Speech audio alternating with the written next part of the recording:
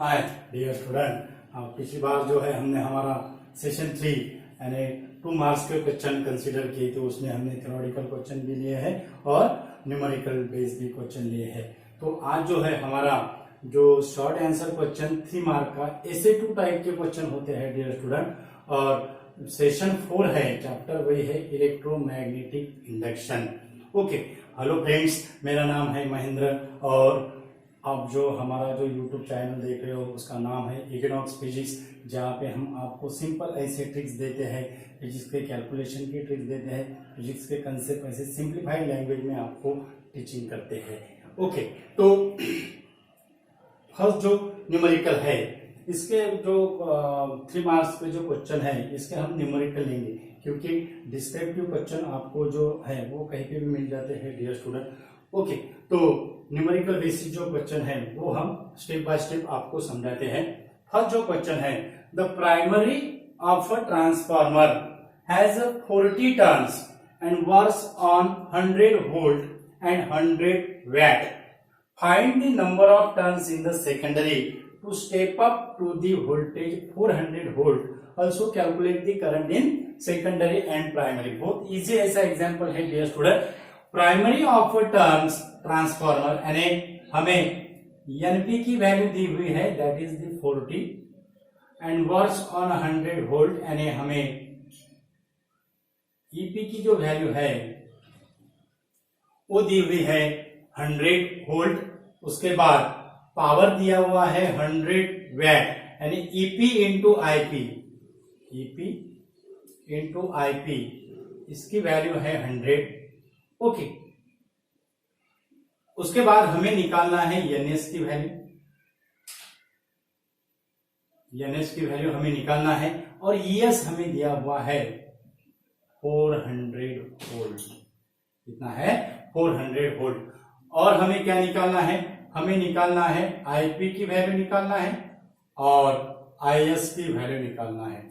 IP की value यानी current in the primary और आईएस यानी current in the secondary. Okay, अब ये इक्वेशन पर से अगर ऑब्जेक्टिव टाइप अगर क्वेश्चन अगर होता तो हम विद इन 30 सेकंड में आईपी की वैल्यू निकालते थे और आईएस की वैल्यू भी निकालते थे। ओके, अब ऑब्जेक्टिव टाइप अगर बेस अगर क्वेश्चन है और आईपी की वैल्यू अगर निकालना है तो ईपी हमें कितना दिया हुआ है? 100 वोल्ट दिया हुआ है, यानी आईपी की वैल्यू ऑब्वियसली कितनी आएंगी? 1 आएगी, 1 एम्पियर, क्योंकि 100 into 1 that is 100 watt. Okay, उसके बाद ES into IS, ES into IS वो भी कितना रहेगा? 100 वैट रहेगा। Input power that is equal to output power. तो ईएस की वैल्यू जो है वो 400 है, तो आईएस की वैल्यू कितना होगा? 100 मैच करने के लिए that is the 1/4, that is the 1/4। Okay, तो इस तरह से हम अगर ऑब्जेक्टिव बेस अगर क्वेश्चन होता तो डायरेक्टली हम आंसर निकालते थे, लेकिन ये हमें डिस्क्रिप्टिव टाइप क्वेश्चन दिया हुआ है तो हमें 1 बाय 1 स्टेप से इसको क्या करना है? सॉल्व करना है। तो फॉर्मूला जो होगा, हमें एनएस की वैल्यू निकालना है, तो हम ऐसे लिखते हैं NS upon NP that is equal to ES upon EP. Therefore, NS equal to ES upon EP into NP. NS equal to ES upon EP into NP. ES हमें दिया हुआ है, ES की वैल्यू है 400, उसके बाद EP दिया हुआ है 100 और NP की जो वैल्यू है वो है 40। ओके, यानी यहां पे हमें मिलेगा एनएस की वैल्यू 160। एनएस की वैल्यू कितनी आई? 160। ये हमारा फर्स्ट होगा। उसके बाद current in the secondary and primary. Current in the secondary, primary से अगर हमने ये वैल्यू सा ये फॉर्मूले से अगर हमने करंट अगर कैलकुलेट अगर किया, ईपी आईपी, और ये फॉर्मूले से आईपी की वैल्यू कितना होगा? IP that is equal to 100 divided by EP। तो EP है 100 यानी 100 divided by 100 that is equal to 1 ampere. हमने पहले कहा था कितना आएगा 1 एम्पियर। उसके बाद अब हमें आईएस की वैल्यू निकालना है और आईएस का फॉर्मूला क्या होगा, IS by IP that is equal to EP by ES. IS by IP that is equal to EP by ES. Therefore IS equal to EP by ES into IP, EP by ES into IP. अब EP की value कितनी है, 100 है। उसके बाद ES है 400 और IP आया है हमारा 1 एम्पियर। तो ऑब्वियसली ये कितना होगा 1/4 दैट इज द 0.25 एम्पियर। कितना आंसर है डियर स्टूडेंट, इसका आंसर कितना आया, इसका आंसर कितना आया, अरे हमें एनएस जो है एनएस हमें मिला है 160। उसके बाद आईपी जो है आईपी की वैल्यू हमें मिली है 1 एम्पियर और उसके बाद आईएस जो है आईएस की जो वैल्यू है वो आईएस की वैल्यू हमें मिली है 0.2 एम्पियर। कितने आए हैं 0.2 एम्पियर। और ये फॉर्मूले से ये फॉर्मूला यूज करो या फिर जैसे हमने यहाँ पे ईपी आईपी लिखा वैसे आप ईएस आईएस लिख सकते हो, ES IS. So IS equal to 100 divided by 400 क्योंकि ईएस की वैल्यू कितना है 400। कौन सा भी फॉर्मूला यूज किया तो आंसर क्या आएगा डियर स्टूडेंट, सेम आएगा। ओके, तो ये था हमारा फर्स्ट क्वेश्चन। उसके बाद the primary and secondary coil of transformer each have an inductance 200 into 10 to the power -6। Primary and secondary यानी प्राइमरी को हम L1 से डिनोट करते हैं और सेकेंडरी का इंडक्टेंस, सेकेंडरी कॉइल का इंडक्टेंस हम L2 से डिनोट करते हैं और ये दोनों की वैल्यू हमें 2 into 10 to the power -6 henry दी हुई है। कितने हैं 200 इंटू 10 टू द पावर -6 यानी वो हो गई 2 into 10 to the power -4 henry. कितना होगा 2 into 10 to the power -4 henry. Okay, उसके बाद म्यूचुअल इंडक्टेंस यानी हमें यम की वैल्यू दी हुई है, M that is equal to 4 into 10 to the power -6 Henry.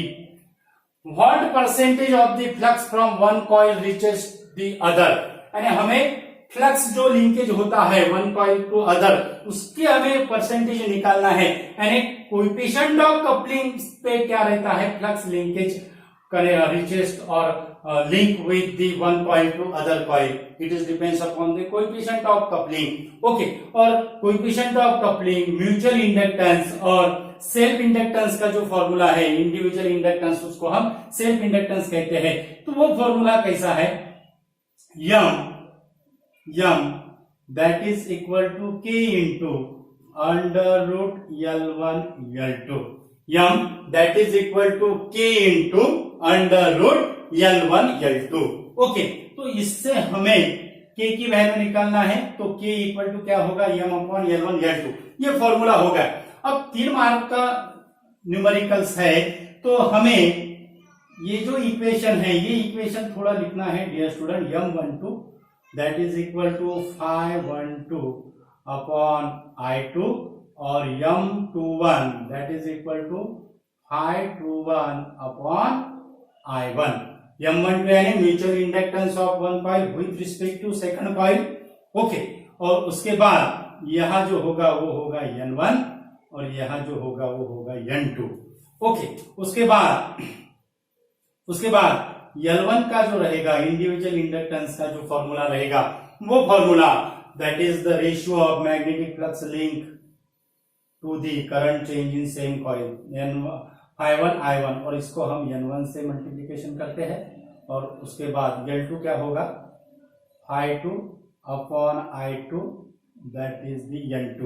Okay, और कपलिंग जो रहता है वो कपलिंग का फॉर्मूला क्या होगा, that is the 5 to 1 that is equal to K into 5 1 and phi 1 2 that is equal to k into phi 2. Okay, ये अगर तीन इक्वेशन पर से हमें ये इक्वेशन मिलेगा और 3 मार्क का न्यूमेरिकल है इसलिए आपको ये लिखना है और उससे ये फॉर्मूला क्या करना है, ऑब्टेन करना है और इससे के की फॉर्मूला ऑब्टेन करना है, K equal to M upon under root L1 L2. L1 equal to L2 है, अगर आपने L1 इक्वल टू L2 अगर फॉर्मूला अगर यूज किया और M1 टू N1 ऐसा अगर आपने अगर फॉर्मूला अगर सब्स्टिट्यूट किया ये पूरा तो हमें यही फॉर्मूला मिलता है डियर स्टूडेंट. फॉर्मूला क्या होता है, वो m square that is equal to k into L1 m square that is equal to k square into L1 L2 ऐसा फॉर्मूला होता है. तो k इसका फॉर्मूला जो रहेगा वो इस टाइप होगा.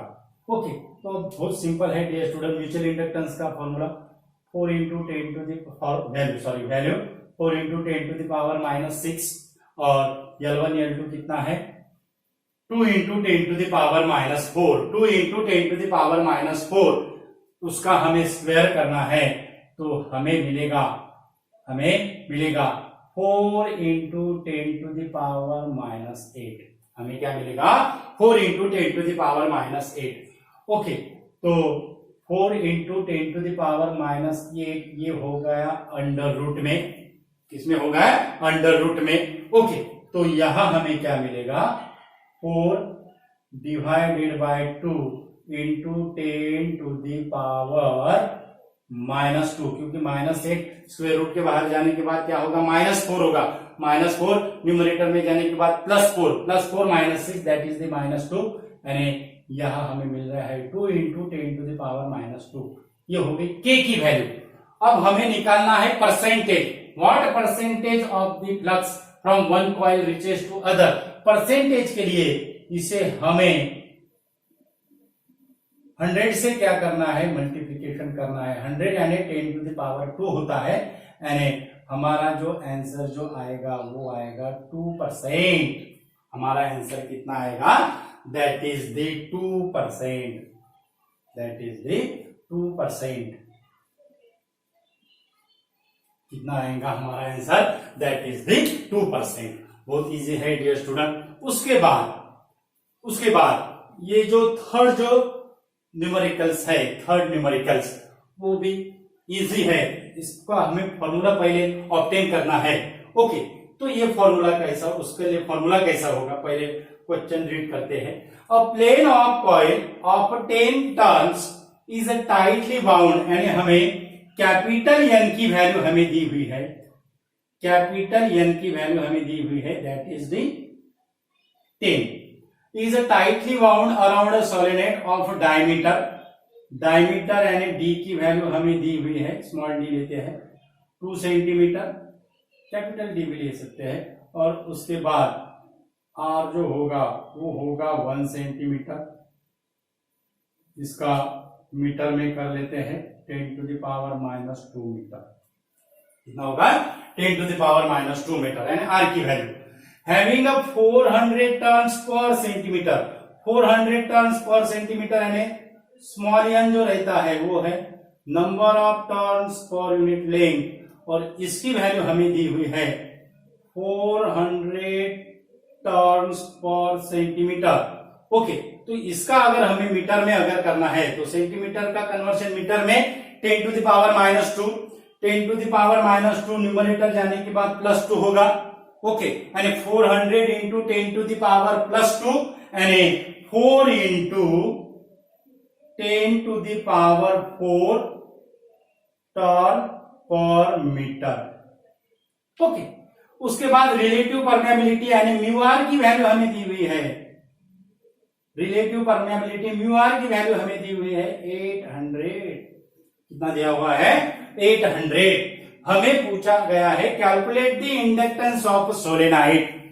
Calculate the inductance of solenoid. अब ये जो हमारा जनरल जो फॉर्मूला है L upon small l that is the inductance per unit length that is equal to mu 0 n square pi D square by 4, ये हमारा फॉर्मूला है। अब वो फॉर्मूले को हम क्या करते हैं, रिलेटिव परमेबिलिटी और परमेबिलिटी फॉर फ्री केस के फॉर्म में क्या करते हैं, कन्वर्ट करते हैं। तो वो फॉर्मूला कैसा होगा, that is mu R mu 0 n square n pi R square, mu R mu 0 n square n pi R square, pi R square. Okay, अब ये जो यल जो है, ये यल यहाँ पे मल्टीप्लीकेशन हो गया, हमने डायरेक्ट फॉर्मूला लिखा है यल का, क्योंकि यल बाय स्मॉल एल रहता है, वो इसको मल्टीप्लीकेशन हो गया है। ओके, अब हमें क्या करना है, ये जो यन है, स्मॉल यन है, वो स्मॉल यन को हमें कैपिटल यन के फॉर्म में लिखना है। हमें पहले लिखा है यहाँ पे small N that is equal to N by L. अब यहाँ पे क्या होगा, N square by L square, क्या मिलेगा हमें, क्या मिलेगा, यहाँ पे लिखते हैं। ओके, यहाँ पे लिखते हैं, इसका कंप्लीट हमें क्या मिलता है, यहाँ पे लिखते हैं हम। ओके, हाँ, तो यन स्क्वायर यल, यन स्क्वायर स्मॉल यल, ये इसका कन्वर्शन कैसा होगा। ओके, यन स्क्वायर इंटू यल, यानी यहां हमें मिला यन स्क्वायर बाय यल। ओके, अब यन स्क्वायर बाय यल हम कैसे लिखते हैं, देखो, यन इंटू यन बाय यल, यन इंटू यन बाय यल। अब यन इंटू यन बाय यन क्या है, स्मॉल यन है, यानी ये इससे आ गया हमारा स्मॉल यन और ये हो गया कैपिटल यन, यानी यन स्क्वायर यल के जगह आप क्या लिख सकते हो, that is the small N into capital N, mu R mu 0 small N capital N pi R square, mu R mu 0 small N capital N pi R square. अब ये हो गया फॉर्मूला। अब इसमें हमें वैल्यू सब्स्टिट्यूट करना है, इसमें हमें वैल्यू सब्स्टिट्यूट करना है। अब म्यू आर की वैल्यू रिलेटिव परमेबिलिटी है 800, म्यू 0 की वैल्यू रहती है 4 pi into 10 to the power -7। Small N जो है, स्मॉल एन की वैल्यू हमने निकाली हुई है 4 into 10 to the power 4, 4 into 10 to the power 4। Okay, उसके बाद कैपिटल एन जो है, कैपिटल एन की वैल्यू है 10 यानी 10 टू द पावर 1 लिखते हैं हम, और ब्रैकेट में क्या आएगा, ब्रैकेट में पाई, और आर जो है, आर की वैल्यू 10 टू द पावर -2 है, उसका स्क्वायर यानी 10 to the power -4, 10 to the power -4। Okay, अब ये 804 pi, okay, small N capital N pi R square. Okay, अब इसका अगर हमें सिंप्लीफिकेशन अगर करना है तो वो क्या होगा, वो क्या होगा, ये पाई इंटू पाई स्क्वायर हो गया, उसके बाद यहां पे आएगा पाई स्क्वायर। ठीक है, अब 800 को हम 10 के पावर में कैसे लिखते हैं, 800 को 10 के पावर में ऐसे लिखेंगे, 8 इंटू 10 टू द पावर 2 होगा, 8 इंटू 10 टू द पावर 2। अब ये 4 और ये -4, ये 4 और ये -4, ये तो अब कैंसिल हो गया है। ओके, अब यहां पे कितना बचा है वो देखते हैं, ये 1 है, ये -7 है। ओके, 1 -7 -6 होते हैं, -6 और 8 इंटू 10 टू द पावर 2, 2 -6 कितना होगा, -4, यानी 10 का पावर कितना आएगा, 10 का पावर यहां पे आएगा -4। ओके, अब 8 into 4 into 4, 8 into 4 32, 32 into 4, 32 into 4 यानी 128। ओके, 32 इंटू 4 कितना होता है, दैट इज 128, यानी 32 इंटू 4 इंटू पाई स्क्वायर, इतना आंसर आया। यानी यहां हमें मिलेगा 128 इंटू पाई स्क्वायर की value 9.87 into 10 to the power -4 henry, -4 henry. अब 128 इंटू 9.87 इसको अगर आपने अगर कैलकुलेट अगर किया तो उसकी जो वैल्यू आती है वो आती है